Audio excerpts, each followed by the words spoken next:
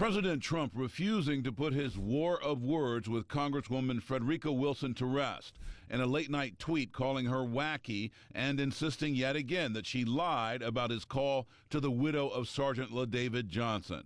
This despite the fact that hours earlier, the president's chief of staff essentially confirmed the Congresswoman's account. He said to the wife, well, I guess he knew what he was getting into. And in his way tried to express that opinion. He's a brave man, a fallen hero. He knew what he was getting himself into because he enlisted. In a powerful defense of his boss, Kelly explains the message that the president meant to convey was similar to words used by Marine General Joseph Dunford in 2010 when Kelly's son died. He said, Kel, he was doing exactly what he wanted to do when he was killed. He knew what he was getting into by joining that 1%. He knew what the possibilities were because we're at war. When he died, he was surrounded by the best men on this earth, his friends.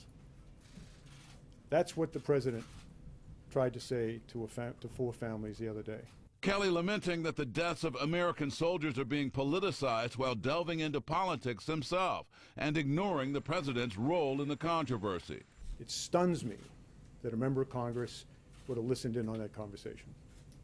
Absolutely stuns me. And I thought at least that was sacred.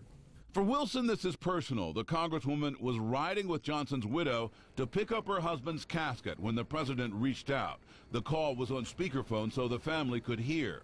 Wilson has known the Johnson family for decades, Sergeant Johnson and his brothers taking part in her Miami mentoring program. Kelly also took a shot at the Congresswoman over a 2015 speech at the naming ceremony for a new FBI building in Miami, dedicated to two fallen agents. And in the long tradition of empty barrels making the most noise, stood up there and all of that and talked about how she was instrumental in getting the funding for that building. Even for someone that is that empty a barrel, we were stunned. But the Miami Herald reports that Kelly got his facts wrong and that Washington approved the money before Wilson was even in Congress. Wilson telling the newspaper he shouldn't be able to say that. That is terrible. This has become totally personal. This, as new video, gives rare insight into another condolence call President Trump made to a Gold Star widow whose husband was killed in April. I am so sorry to hear about the whole situation. What a horrible thing, except that he's an unbelievable hero. And, you know, all of the people that served with him are saying how incredible he was. Yes, sir. And just an amazing guy. And I Hello, sir. just